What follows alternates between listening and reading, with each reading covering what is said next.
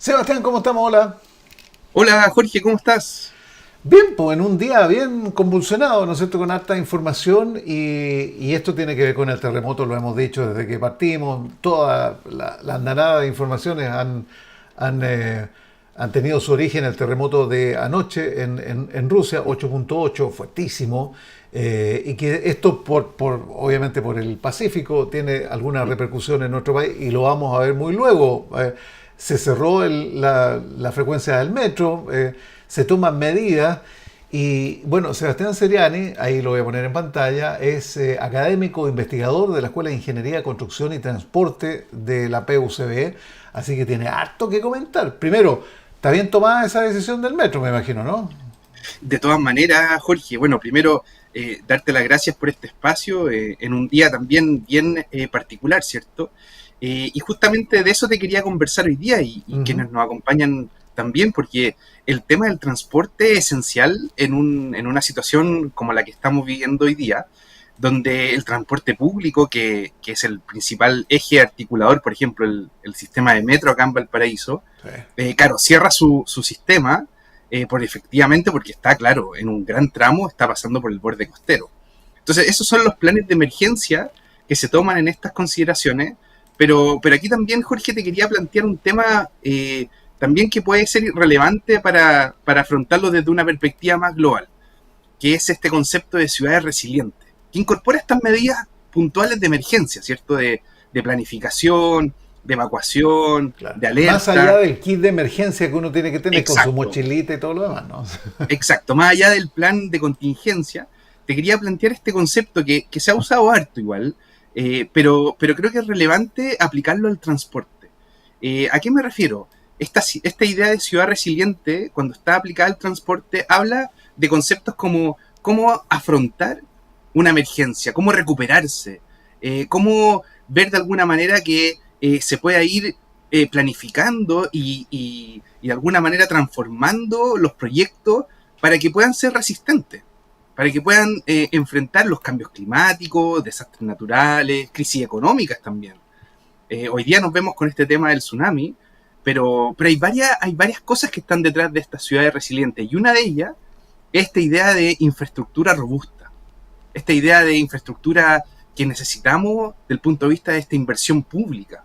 Mm. Y yo creo que ahí, Jorge, creo que nos falta esa mirada de cómo entendemos esto más allá de los 4 años, ¿cierto?, presidenciales, ¿cierto? Y de a poquito se van armando cada vez más planes que hablan Sí. de esta ciudad resiliente, que no es solamente la adaptación inmediata, el plan de contingencia, sino que es pensar a largo plazo, ¿cierto? Y tener alternativas, Sebastián, ¿no es cierto? Porque, a Sí, ver, lo hemos dicho tantas veces, una larga faja de tierra, ¿no es cierto?, de Arica hasta Punta Arenas, Puerto Williams, qué sé yo, y se cortan los caminos, quedamos absolutamente incomunicados. Entonces, ¿qué más tenemos? exacto, ¿Cómo podemos interrelacionarnos de exacto. norte a sur del país más allá de un tema geográfico puntual? Porque, a ver, ¿está funcionando el tren para el sur?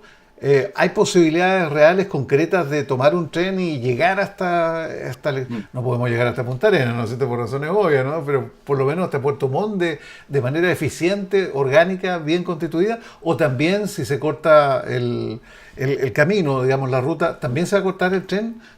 Pregunta, ¿no es cierto? Hay muchas. Mira, y ahí, por ejemplo, Jorge, me conecto con un tema que está dentro de este concepto que te comento de ciudad resiliente, que es el tema de la redundancia de infraestructura. O sea, tú para poder conectar diferentes ciudades, no solamente puedes depender de un solo modo de transporte.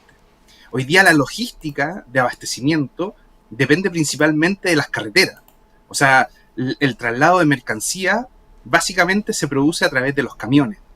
Si solo dependemos de eso, el día que se corten las carreteras, vamos a estar súper complicados del punto de vista de la logística del abastecimiento. Entonces necesitamos redundancia, necesitamos generar sistemas de trenes, sistemas que nos permitan alimentar los trenes también con camiones, ¿cierto? Que Claro. puedan trasladar después de las estaciones la mercancía hacia las ciudades, la última milla, ¿cierto? O sea, hay una serie de infraestructura que se necesita para poder lograr esta planificación estratégica. Porque de alguna manera, si no, las comunidades no están preparadas. Yo creo que Sí. eso también pasa. O sea, de alguna manera las comunidades quedan aisladas y se enfrentan a situaciones bien complejas, ¿cierto? Ahora, lo que vaya a venir en un par de horas más, digamos, no lo tenemos claro, digamos, hay Claro. aproximación, hay una proyección, hay un trabajo que anticipa, pero, a ver, porque estamos hablando aquí en Valparaíso 10 para las 4 de la tarde, ¿no? Estamos hablando que Claro. en Quintero 6 minutos para las 4 de la tarde. Hay, por ejemplo, más hacia el sur, en Puerto Montt, 4 minutos para las 6 de la tarde. Y la Pascua llegó temprano, te fijas, en Arica Sí. van a ser 10 para las 9 minutos para las 3 de la tarde. Entonces, aquí se supone que hay una planificación y te quiero llevar a una pregunta en el ámbito también de, de los organismos de gobierno que están al mando, que están Mm. tratando de aglutinar toda la información y canalizarla de la mejor manera para que ésta llegue, digamos, a la ciudadanía. Pero desde tu punto de vista, no te quiero meter en otro ámbito, ¿no es cierto? Pero en el ámbito del transporte, de las comunicaciones viales, qué sé yo, carreteras, todo lo más. ¿Tú crees que estamos mejor preparados para eventos de esta envergadura, de este tipo? Hoy día hicimos, y aquí te manifiesto también el debate interactivo que hicimos en la UCB Radio, a propósito del terremoto, ¿considera que los organismos técnicos de Chile y la ciudadanía estamos mejor preparados para enfrentar y reaccionar frente a hechos naturales de este tipo? 31% sí, de todas maneras. Esperemos que sí, 25%. Sí, después del 27F, ¿no? Que todos Claro, recordamos, claro. 16,7%. Y tengo mis dudas, 27,4%. Entonces te quiero preguntar, ¿tienes dudas? ¿Hemos mejorado en esto, en el ámbito que te compete, crees tú? Sí, no, mira, es que es una muy buena pregunta, Jorge, y te la agradezco mucho, porque dentro del concepto de ciudades resilientes tenemos esta idea importante de tener sistemas de alerta temprana. Claro. Y yo creo que ahí se ha avanzado mucho.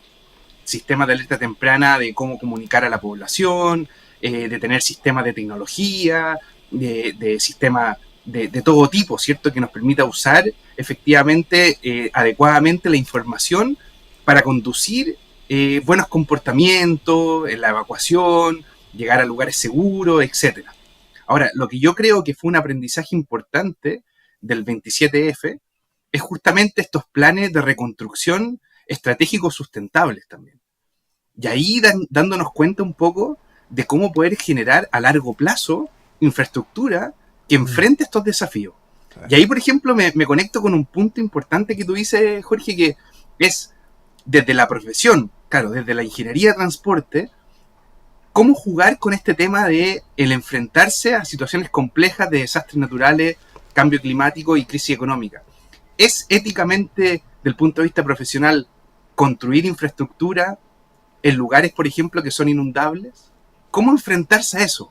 Sí. Mira, es un tema interesante porque de alguna manera tenemos un borde costero, como bien tú dices, en todo el país y, y tenemos que generar infraestructura. Sí. Yo creo que la respuesta no es un sí y un no, ¿cierto? Porque tenemos que enfrentar eso, ¿cierto? Tenemos un borde costero que tenemos que trabajar, que tenemos que desarrollar, tiene que generarse actividad desde el punto de vista de transporte, traslado, etcétera.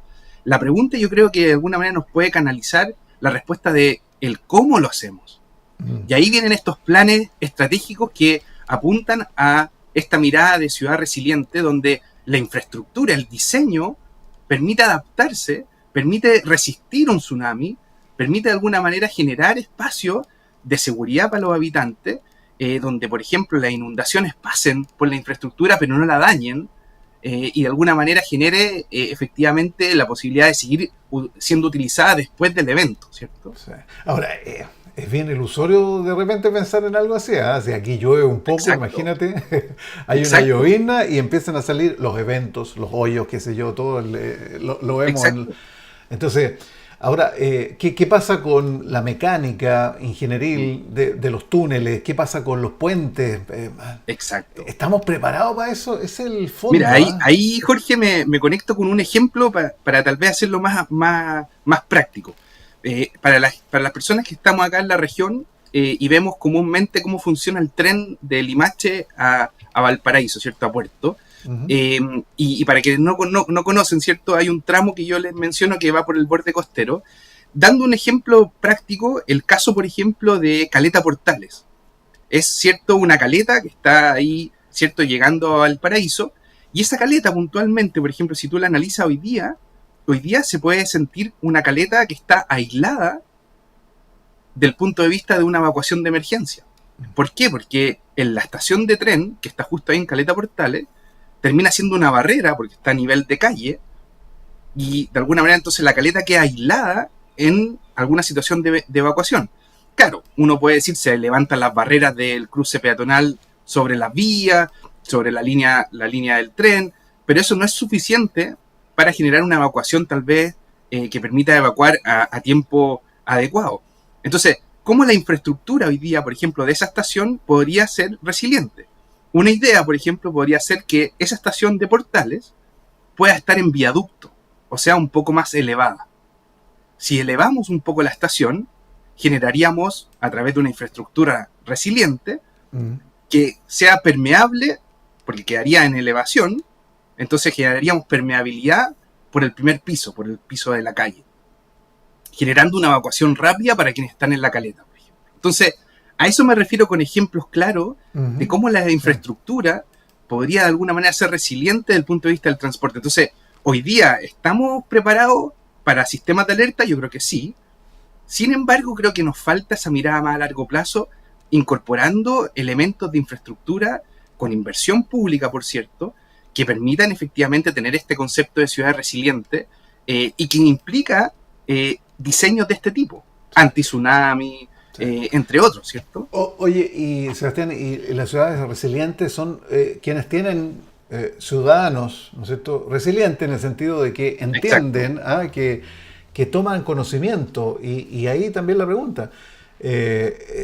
En Valparaíso, por ejemplo, ¿están todos conocedores de cuáles son las vías de evacuación?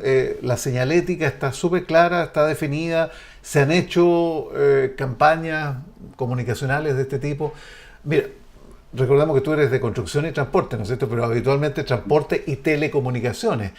Las telecomunicaciones fue el gran punto, digamos, que falló para el 27F del 2010, digamos, porque se cortó, se interrumpió internet, se cortó la telefonía y no había cómo establecer lo que estaba ocurriendo allá para anticipar, ¿no es cierto?, y para anunciar, qué sé yo, y prever lo que podría haber ocurrido, y que definitivamente ocurrió, lamentable, con muertos allá en el sur, en Concepción. Entonces, ¿estamos con esos elementos a nuestra disposición? ¿Somos conocedores de eso? Ahí yo me conecto con dos conceptos importantes, Jorge, que les puede servir a la gente que nos está escuchando y que le puede hacer sentido. Uno es diferenciar lo que son los datos con lo que es información. Yo te puedo decir, no sé, la ola viene a 3 metros de altura. Eso es un dato, no me está entregando información más allá que el dato puntual. Pero yo te puedo decir, mire, esa ola va a generar una inundación de 100 metros en forma lineal hacia el interior de la ciudad, por tanto usted tiene que trasladarse al menos 2 cuadras hacia el interior en una zona de 30 metros de altura. Eso es información. ¿Te fijas? Entonces, yo creo que primero tenemos que diferenciar lo que son datos de información y ojalá entregar información a la ciudadanía. Y lo segundo que te quiero contar es que hay un concepto que es la búsqueda de la ruta. En transporte buscamos la manera de que las personas puedan seguir la ruta después de tener cierta información como señalética. Entonces, si tú encuentras un letrero, la idea es saber después qué viene. Entonces, hay que hacer el seguimiento de esa ruta. No puede ser que solamente tengamos una flecha que diga vía de evacuación. Porque la persona cuando llega a ese letrero va a decir, ok, hacia esa dirección me tengo que dirigir, pero luego ¿qué? ¿A dónde llego? ¿Qué viene después? ¿Cuántos metros más allá me siento seguro? Entonces, hay una ruta que hay que seguir. Se puede hacer demarcaciones en el piso, se puede hacer señalética informativa con iluminación, avisos sonoros, representación de lugares íconos en la ciudad, en fin. Y la gente lo va a ir concientizando, haciendo consciente, y haciendo lo propio esos lugares. Y después con la conciencia generar una cultura asociada a esas rutas que permitirían obviamente mejorar obviamente la evacuación y generar ese comportamiento adecuado que queremos. Sí. Entonces ahora, eso también se mezcla con algo que nosotros hacemos en los programas que estamos ofreciendo de magíster, en ingeniería de transporte o de diplomado en en movilidad y territorio, que es cómo preparamos los proyectos para que de alguna manera los diseños también sean adecuados. Y ahí me conecto con algunos software y algunas modelaciones que hacemos, que efectivamente son esas prevenciones que tenemos que tener en cuenta antes de diseñar. Cómo modelamos los diferentes, por ejemplo, escenarios de tsunami antes de llevar a cabo las construcciones y los diseños definitivos de los proyectos. Entonces tenemos que prepararnos desde el punto de vista también profesional, efectivamente. Porque somos nosotros los responsables primero en un diseño, ¿cierto? Entonces eso también es importante transmitir. Oye, Senapred ha entregado, por ejemplo, una página que te quiero mostrar, no sé, a lo mejor tienes Sí, tu sí, sí. conocimiento. Ahí la voy a poner en pantalla. Es este visor Chile preparado, ¿no es cierto? Aquí Mira, tenemos, mira, ahí yo puse Valparaíso, vamos a ponerle acá, ahí inmediatamente nos identifica y yo puedo tener más acceso aquí, puedo acercarme, ¿no es cierto? Y ahí estamos en la bahía misma, uh-huh, ¿no es cierto? Y aquí me aparece inmediatamente, ¿no es cierto? Las características que me dicen, justo no alcanzo a ver porque tengo un monitor muy chiquitito, pero se encuentra en el área de evacuación. Planos de claro, evacuación comunal frente a amenaza de tsunami, Senapred. O sea, está todo bien definido, ¿te fijas? Esto es una ayuda, ¿no es cierto? Notoria. exacto, ¿Ah? exacto, Porque aquí está todo el país, entonces si tú estás en cualquier punto, ¿no es cierto? Vas a poder situarte y vas a poder entender cuál es la realidad del lugar. Por ejemplo, acá me voy exacto. a ir a otra bahía que estoy viendo por aquí. Espérate, me va a correr aquí. Acá, por ejemplo. ¿Te fijas? Entonces ahí inmediatamente me marca y me da las recomendaciones del lugar. ¿Te fijas? Está Claro. bueno, indudable, Está ¿no? muy bueno. Está muy bueno. Y eso se puede complementar con proyectos de infraestructura pública, como por ejemplo en el caso que tú mostrabas ahí de Valparaíso, la avenida Francia, se ensancharon las veredas, por ejemplo, se mejoró la luminaria, el mobiliario urbano, la señalización para evacuaciones de emergencia, ¿cierto? Entonces, ¿cómo de alguna manera esta información que nos permite mapear el territorio y ver las zonas inundables, zonas seguras, nos permite a nosotros, desde la ingeniería de transporte, priorizar ejes viales, por ejemplo, que impliquen una evacuación más segura, por ejemplo? ¿Y qué cosas se necesitan en esos ejes, por ejemplo, que permitan efectivamente que se logre los tiempos de evacuación de los estándares correspondientes? Entonces, yo creo que ahí hay una muy buena iniciativa de parte de las instituciones que permita de alguna manera tener información relevante a la hora de poder diseñar proyectos y que permitan obviamente tener buenos tiempos de evacuación. Ahora también hay ejemplos también muy interesantes a partir de esta idea de cómo generamos ciudades resilientes, que es, por ejemplo, el proyecto que se quiere hacer en el estero Viña del Mar, por ejemplo, estero Marga Marga, ¿cierto? Que es esta ciclovía o este paseo de canal, ¿cierto? Inundable, ¿cierto? Entonces, como infraestructura pública, que hoy día, por ejemplo, se utiliza solo de estacionamiento de vehículos, de feria y otras actividades, podría efectivamente reconvertirse en un espacio donde si se inunda, puede volver a seguir usándose Claro. posteriormente. Entonces, ahí de alguna manera el transporte juega un rol fundamental porque permitiría, por ejemplo, una ciclovía ahí, por ejemplo, conectar el interior de la ciudad de Viña con el borde costero y efectivamente ser un paseo muy atractivo, siendo que es una vía de evacuación In- potencialmente in- de agua inundable, lluvia o ¿no? de inundable, Inundable, efectivamente. porque viene con el mar y se Exacto, introduce, exacto, se mete ahí, ¿verdad? En la exacto, ciudad. Mm. exacto. Entonces yo creo que hay varios ejemplos de eso. Ahora, también aparece otro concepto, Jorge, que igual es relevante, que tiene que ver también con el concepto de ciudades de 15 minutos también. Que yo creo que se mezcla un poquito con esto de ciudades resilientes. En el sentido de, ¿a qué me refiero? Ciudades de 15 minutos tienen que ver con ciudades donde las personas pueden acceder a servicios que no queden más allá de 15 minutos desde su punto de residencia, Ah, por buen ejemplo. punto. Entonces, si yo tengo que hoy día, por ejemplo, vivo en Concón y tengo que trasladarme a Valparaíso para poder llegar a mi lugar de trabajo y tengo que estar en una situación de emergencia, estoy mucho más vulnerable en diferencia si tuviera, por ejemplo, este concepto de ciudades de 15 minutos donde podría llegar caminando a mi lugar de trabajo.